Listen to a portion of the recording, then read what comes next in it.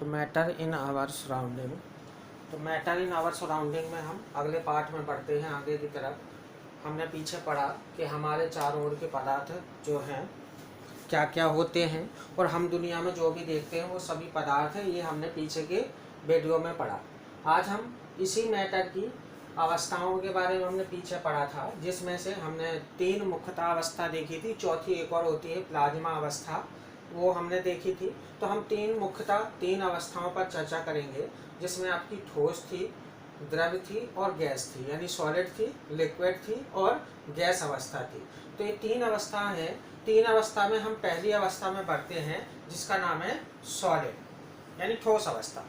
तो हम आज पढ़ेंगे कि पदार्थ की जो है सॉलिड स्टेट क्या है, यानी ठोस अवस्था क्या है, और ये ठोस अवस्था क्या होती है, इसके बारे में हम थोड़ा सा जानते हैं। आप सब इससे पहले जानने से पहले आप देखिए, आपको एक आकृति दे रखी है जिसमें लिखा हुआ है लॉग, यानी लकड़ी का टुकड़ा। अब ये लकड़ी का टुकड़ा है, ये आकृति है। आप इसको थोड़ा जूम करेंगे तो आपको ये आकृति कुछ ऐसे कण यानी पार्टिकल से करते हुए दिखेंगे। जब आप माइक्रोस्कोप में जूम करके देखेंगे तो आपको ऐसे पार्टिकल कुछ चिपके हुए दिखेंगे, यानी कण होंगे। और थोड़ा जूम करेंगे तो आपको दिखेगा कि इन पार्टिकलों में थोड़ा सा गैप है। और जब थोड़ा कम जूम कर देंगे तो आपको लगेगा ये पार्टिकल क्या है, क्लोजली पैक्ड है। क्लोजली पैक्ड मतलब एक दूसरे को बिल्कुल जकड़े हुए हैं, बिल्कुल पकड़े हुए हैं। इनमें ऐसे गुण है कि एक दूसरे को छोड़ेंगे नहीं। अब जब हम जूम आउट कर देंगे, यानी जूम से बाहर निकल आएंगे माइक्रोस्कोप से, तो आप देखेंगे आपको एक सीधी सी लाइन दिखेगी, कम जूम करा है। और जब आप पूरी तरह से जूम से बाहर निकल आएंगे तो आपको फिर से जो आकृति पहले थी वो आकृति दोबारा दिखने लगेगी। तो अब प्रश्न आता है कि भाई ये आकृति दिखाने का क्या मतलब है, आखिर ये क्यों हमने देखी। तो आप इसमें देखेंगे, इसमें आपको ये नजर जरूर आ रहा होगा एक डिफरेंस, कि भाई जो सॉलिड हैं वो क्या है, पार्टिकल से मिलकर के बने हैं, यानी कणों से मिलकर के बने हैं। पहला तो इससे ये निष्कर्ष निकलता है। दूसरा निष्कर्ष ये निकलता है कि भाई इन कणों में जो है स्पेस बहुत कम होता है। स्पेस क्या है, कम है, यानी कणों के बीच में जो गैप है वो क्या है, बहुत कम है।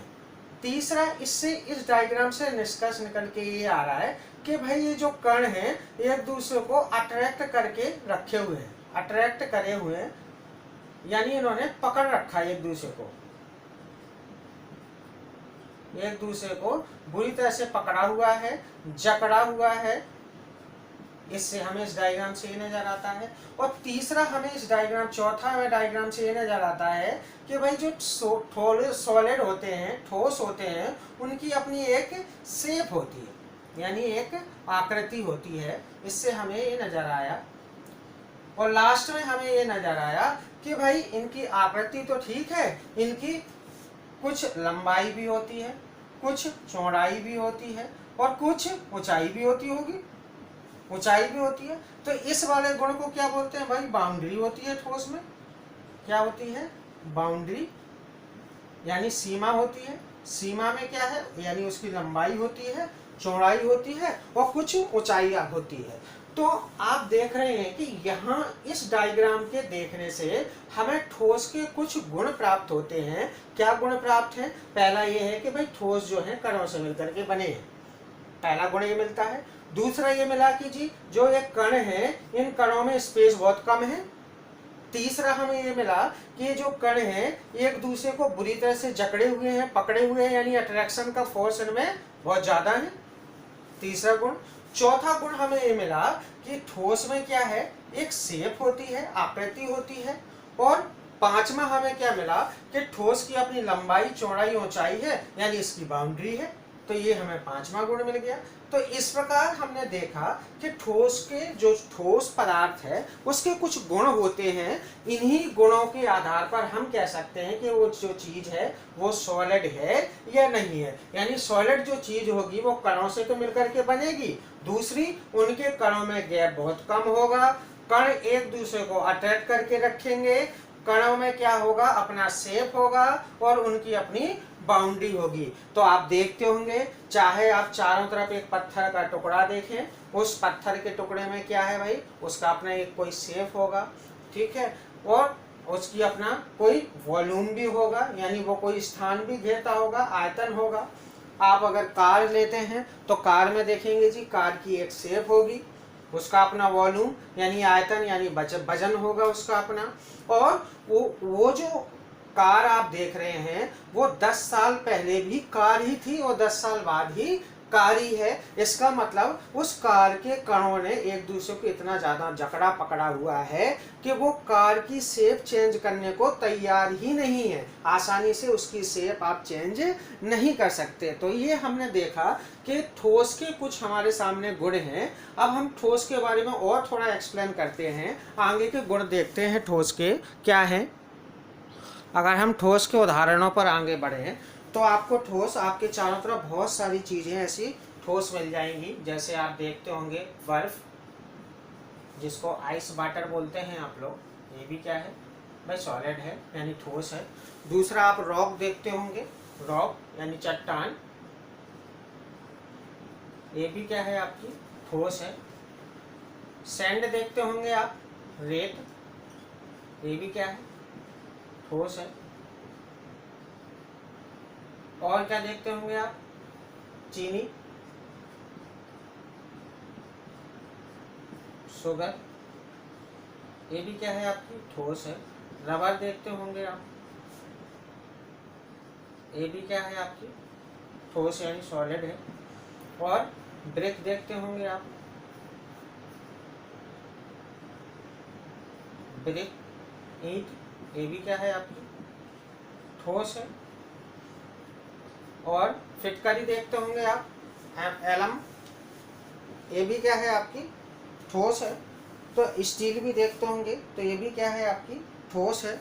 लकड़ी भी आपकी, जिसको वुड बोलते हैं आप, ये भी क्या है ठोस। तो कहने का मतलब है आपके चारों तरफ आप बहुत ऐसी चीज़ें देखते हैं जो क्या होते हैं, सॉलिड होते हैं। अब हम कैसे जानेंगे कि वो चीज़ें सॉलिड हैं, वो सॉलिड हैं या नहीं है, तो कैसे पता। तो देखो जी, मैं ले लेता हूँ एक उदाहरण लेता हूँ। मान लो मेरे पास एक पत्थर है, ये मेरे पास पत्थर है या रॉक का टुकड़ा है, ठीक है। अब इस एक रॉक के टुकड़े में आप देख रहे हैं कि इसकी एक बाउंड्री है, कि इसकी इतनी ही लंबाई है, चारों तरफ देख रहे हैं तो इसकी एक बाउंड्री है। तो हमें पता चला कि भाई जो सॉलिड होता है उसकी एक बाउंड्री होती है, सॉलिड की एक बाउंड्री होती है यानी एक सीमा होती है, वो सॉलिड कहलाता है। एक बात। दूसरा बात आप इसमें ये देख रहे होंगे कि ये जो पत्थर है किसी न किसी जगह को तो घेर ही रखा है, जहां वो रखा हुआ है उतनी जगह को तो इसने घेरा ही हुआ है। तो इसका मतलब दूसरा गुण हमारे पास ये आता है कि भाई जो सॉलिड होता है यानी जो ठोस होता है उसका अपना एक वॉल्यूम होता है, आयतन होता है, यानी जो जगह को घेरता है उस उतना ही उसका आयतन कहलाता है। तो हमारे पास दो गुण आते हैं। तीसरा गुण और अगर हम आगे बढ़े तो हमें ये मिलता है कि भाई ये जो पत्थर है कैसा दिख रहा है, गोल दिख रहा है। अब यार दूसरी तरह का होगा तो दूसरी तरह का देखेगा। तो इसका मतलब तीसरा हमारे पास ये है कि भाई जो सॉलिड चीज होगी उसकी अपनी शेप होगी यानी उसकी आकृति होगी, ठीक है। चौथा हम देख पा रहे हैं कि जो सॉलिड चीज है वो किसी ना किसी चीज से मिलकर के बनी है, और जिन चीजों से मिलकर के बनी होती है उनको कण बोलते हैं यानी पार्टिकल्स बोलते हैं। तो यानी जो पत्थर है एक टुकड़ों से मिलकर के बना है। आप देखेंगे पत्थर के छोटे छोटे टुकड़े करके पाउडर बना दिया जाता है। तो क्यों पाउडर बना है, क्योंकि ये छोटे छोटे पार्टिकल से मिलकर के बना है। और जब हम उस पार्टिकल को तोड़ते हैं, उस इस रॉक को तोड़ते हैं तो वो पार्टिकल में टूट जाता है, और थोड़ा तोड़ते हैं तो और छोटे छोटे पार्टिकल में टूट जाता है। तो इससे पता चलता है कि जो ठोस होते हैं वो पार्टिकल से मिलकर के बने हैं, तभी तो वो छोटे छोटे टुकड़ों में टूटे हैं। अगर उन्हीं छोटे छोटे टुकड़ों को आपस में जोड़ दिया जाए तो फिर से हमें एक रॉक मिल जाएगी। तो इससे क्या पता चलता है कि भाई जो चीजें हैं वो छोटे छोटे पार्टिकल से मिलकर के बनती हैं, और जब उन्हीं चीजों को पार्टिकल को जोड़ दिया जाए तो फिर से वो जो पुनः पहले वाली चीज थी वैसे मिल जाएगी। तो इसका मतलब ये जो ठोस है वो कणों से मिलकर के बना है यानी पार्टिकल से मिलकर के बना है, हमें ये पता चला। अगला आप देख रहे होंगे और क्या पता चल रहा है आपको, इससे कुछ तो गुण आपको नजर आ रहा होगा। देखें जरा, इसमें आपको ये भी दिखाई दे रहा होगा कि जो ये पार्टिकल हैं, ये जो पार्टिकल हैं, उन्होंने आपस में एक दूसरे को पकड़ के रखा है, इतनी बुरी तरह से पकड़ के रखा है जिस वजह से उसने पत्थर की शक्ल ले ली। यानी जो पार्टिकल्स हैं वो क्लोजली बाउंड्स हैं, पार्टिकल्स क्लोजली बाउंड्स का मतलब है कि जो कण हैं मजबूती से जकड़े हुए, मजबूती से एक दूसरे को जकड़े हैं, एक दूसरे को जकड़े हुए हैं। अगर ये जकड़े ना होते तो ये पत्थर अपनी पत्थर की शक्ल नहीं ले पाता है। अगर ये जकड़े नहीं होते, पार्टिकल एक दूसरे को अगर ऐसे पकड़े ना होते तो ये पत्थर क्या होता, ये पत्थर थोड़ी देर बाद अपने आप भुरभुरा के यानी छोटे छोटे पार्टिकल में टूट करके जमीन में बिखर जाता। तो इसका मतलब ये है कि इन पार्टिकलों ने आपस में एक दूसरे को पकड़ के रखा हुआ है। पकड़ने के कारण उसने पत्थर ने एक शेप ले ली है। ये डस्टर है, इस डस्टर ने ये शेप इसलिए ली है क्योंकि इसके जो पार्टिकल यहाँ लगे हुए हैं उन्होंने एक दूसरे को पकड़ के रखा हुआ है, जकड़ के रखा है, जिस वजह से इसकी ये शेप बनी है। अगर ये पार्टिकल एक दूसरे को छोड़ दे तो यहाँ से ये टूट जाएगा, टूटना गिरना गिरना गिरना धीरे धीरे स्टार्ट होगा और एक पूरा डस्टर रेत की तरह, आपने देखा होगा रेत का एक ढीला होता है, ढेला इतना बना होता है और जब उसको ऐसे मसल दिया जाता है तो देखेंगे रेत एक टुकड़े कर करके नीचे गिर जाती है और वो जो आपका एक ढेला था अब वो ढेला नहीं रह जाता है। क्यों ऐसा हुआ? क्योंकि रेत के ढेले में जो पार्टिकल हैं, जो रेत के टुकड़े हैं, उन्होंने एक दूसरे को पकड़ा हुआ नहीं था, बड़े क्लोजली पकड़ा हुआ नहीं था, एक दूसरे को जकड़ा हुआ नहीं था, जिसकी वजह से वो ढेला टूट गया। लेकिन अगर वही ढेला की जगह मैं पत्थर ले लूं और पत्थर को ऐसे ऐसे करूं तो आप देखेंगे पत्थर ऐसा होगा ही नहीं, टूट ही नहीं पाएगा। कारण क्या है कि पार्टिकल ने उनको इतना जकड़ा हुआ है कि वो आसानी से टूटता नहीं है। अगला इसका गुण क्या है कि भाई देखो जो ये पत्थर है, ये पत्थर फ्लो नहीं कर रहा है, ये तो एक ही जगह रखा है, जब तक इसमें फोर्स ना लगाए। तो क्या ये फ्लो यानी बह रहा है? नहीं बह रहा है ना, रखा ही हुआ है, अपने आप रखा है। तो इसका मतलब ये फ्लो नहीं कर रहा है, फ्लो नहीं करता। ठीक है। अगला आपने क्या देखा इसमें पत्थर में, आप ये भी देख रहे होंगे इस पत्थर में कि इस पत्थर को आप कंप्रेस भी नहीं कर सकते, यानी दबा भी नहीं सकते। आप चाहे यहाँ दोनों हाथ से और इस पत्थर को ऐसे दबाना चाहें तो ये क्या दबेगा? नहीं दबेगा। यानी no compression, no compression. Compression को क्या बोलते हैं? संपीडता,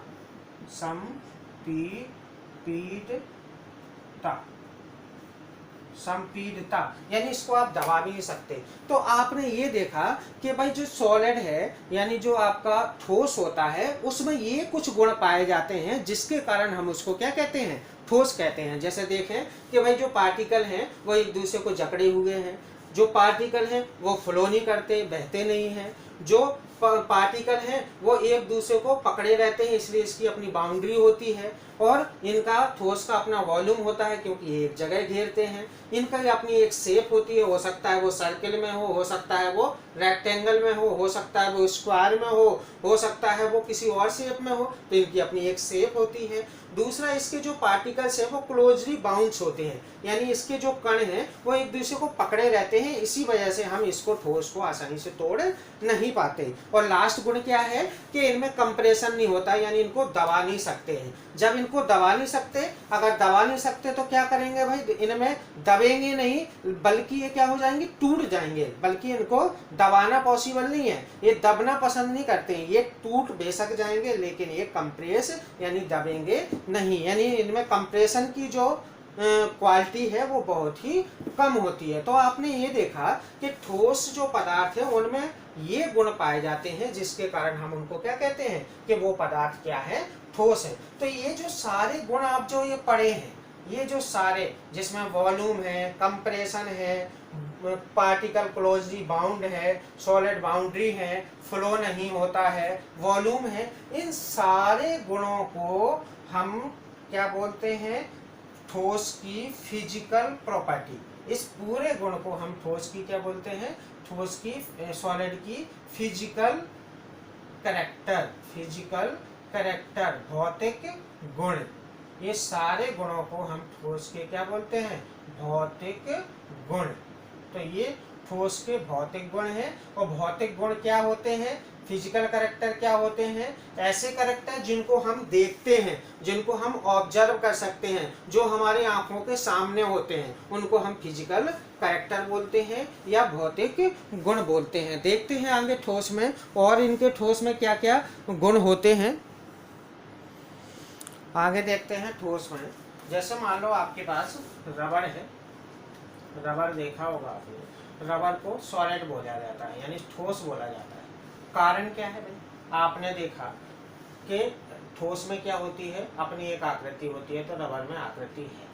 आपने देखा था कि जो ठोस है उसको आप कंप्रेस नहीं कर सकते, लेकिन आप यहाँ देख रहे होंगे कि रबड़ को तो आप खींच सकते हैं, खींच दिया और फिर जब छोड़ देंगे तो ये रबड़ फिर से अपनी जगह पे पहुंच जाएगी।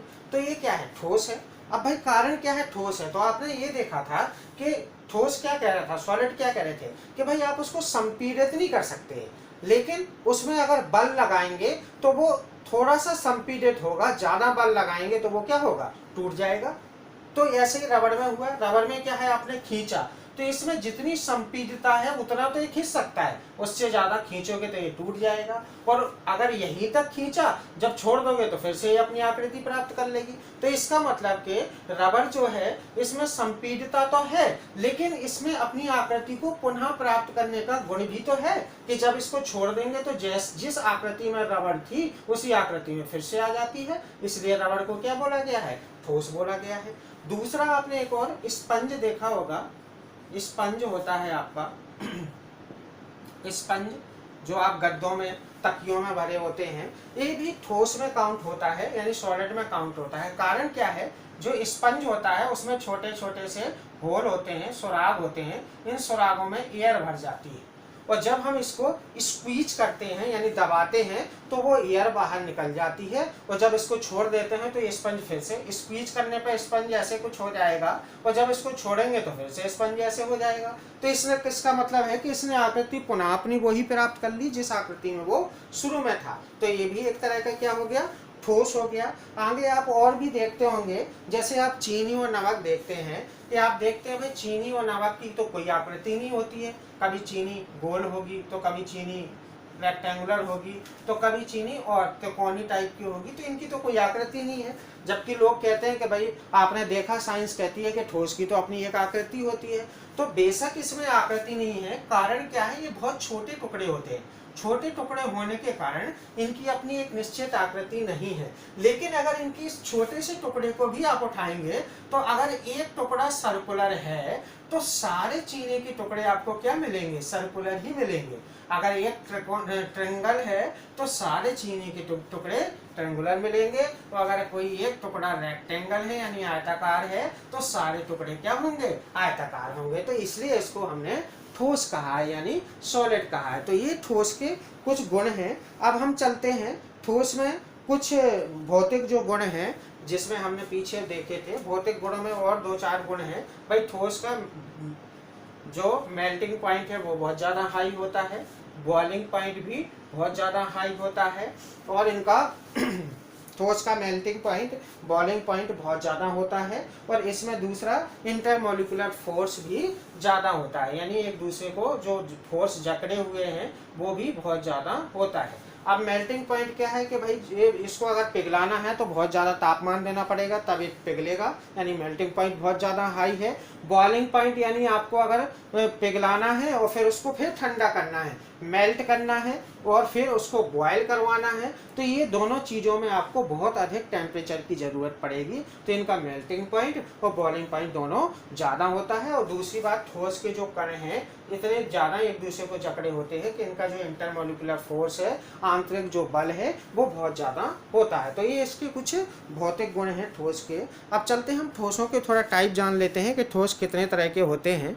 तो ठोस के टाइप जानने से पहले हम ठोस के हमने फिजिकल गुण पढ़ लिए यानी जो भौतिक गुण है वो पढ़ लिए, तो थोड़ा सा ठोस के हम रासायनिक गुण पढ़ते हैं यानी केमिकल प्रॉपर्टी पढ़ते हैं सॉलिड की। तो केमिकल प्रॉपर्टी जनरली क्या होती है, जिसको हम अपने आंखों से नहीं देखते हैं लेकिन उसके चेंजेज होते हैं। तो हम ठोस में केमिकल प्रॉपर्टी में ठोस में क्या होती है, तो पहले तो इसकी structure of rigidity, structure of rigidity structure of rigidity का मतलब है कि भाई ठोस का जो अपना आकार है उस आकार को वो आसानी से चेंज नहीं करता है। अगर ठोस गोलाकार है तो गोला ही रहना पसंद करेगा, आयताकार है तो आयताकार ही रहना पसंद करेगा, आसानी से वो इस आकृति को छोड़ेगा नहीं। तो ये उसकी रिजिडिटी का गुण है कि वो आसानी से अपने आकार को बदलता नहीं है, ये उसकी केमिकल प्रॉपर्टी है।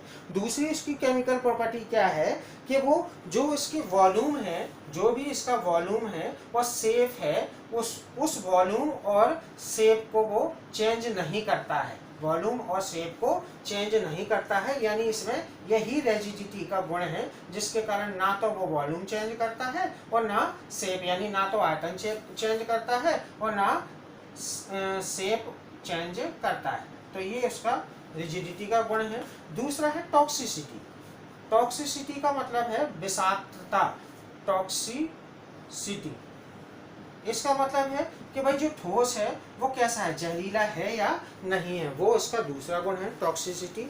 तीसरा इसका है ऑक्सीडेशन स्टेट। ऑक्सीडेशन स्टेट का मतलब है कि अगर मैं ठोस में ऑक्सीजन दूं, अगर इस ठोस में मैं ऑक्सीजन को दूं तो इस ऑक्सीजन के पाने के बाद ठोस में क्या परिवर्तन होते हैं, ये उसका तीसरा केमिकल गुण है यानी रासायनिक प्रॉपर्टी है। और चौथा है रिएक्टिविटी। रिएक्टिविटी का मतलब है कि भाई जो ये ठोस है वो कितना रिएक्टिव है।